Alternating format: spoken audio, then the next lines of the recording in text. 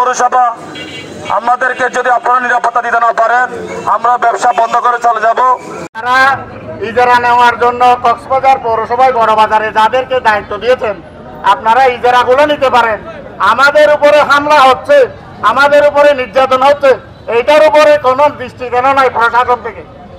আমি সর্বপ্রথম কথা বলতেছি, প্রশাসন বড়বাজারের উপরে দৃষ্টি দেওয়ার জন্য আকুল আবেদন জানাচ্ছি এবং সাথে সাথে পৌরসভাকে বলতেছি, পৌরসভার প্রশাসককে বলতেছি, আপনারা বড়বাজার সকল ব্যবসায়ী নির্যাতিত হচ্ছে, আপনারা বড়বাজারের উপরে কোনো আইনি কোনো পদক্ষেপ দিচ্ছেন না কেন? আমাদের থেকে ইজারাটা নেন, ইজারা নিতে মানুষ পাঠান, আমাদের উপরে নির্যাতিত হইতেছে, এটার উপরে কোনো আপনাদের অবগতি নাই, এটা হতে পারে না।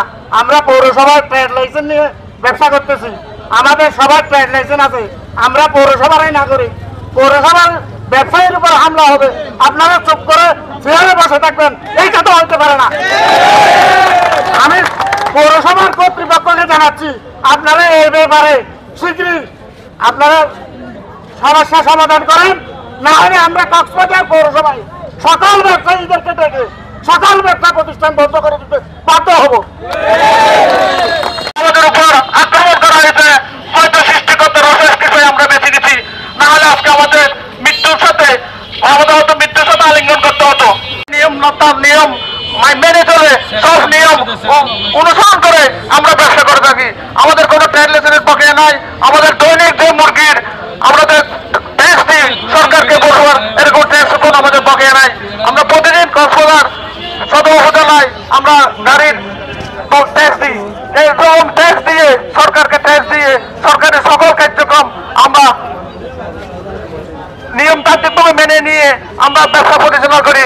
তো আমাদের ব্যবসায়ীর উপর যদি হামলা হয় তাহলে এর থেকে আমাদের ওই ব্যবসায়ীর উপর হামলা হয়েছে, সন্ত্রাসীরা চাঁদা চেয়েছে, চাঁদা দেয় না বলে আমাদের ব্যবসায়ীর উপর হামলা হয়েছে।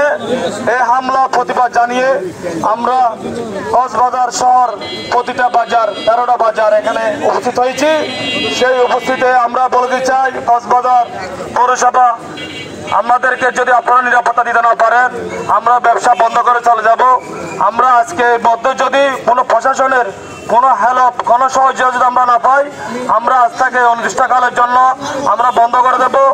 আমরা সঠিক বিচার যদি না পাই আমরা ব্যবসা বন্ধ করে দেব। আমাদের এখানে সকল ব্যবসায়ীবৃন্দ এখানে উপস্থিত হয়েছেন, সকল গাড়ি শ্রমিক আমাদের যারা পল্লীর সাথে জড়িত সবাই এখানে উপস্থিত হয়েছেন।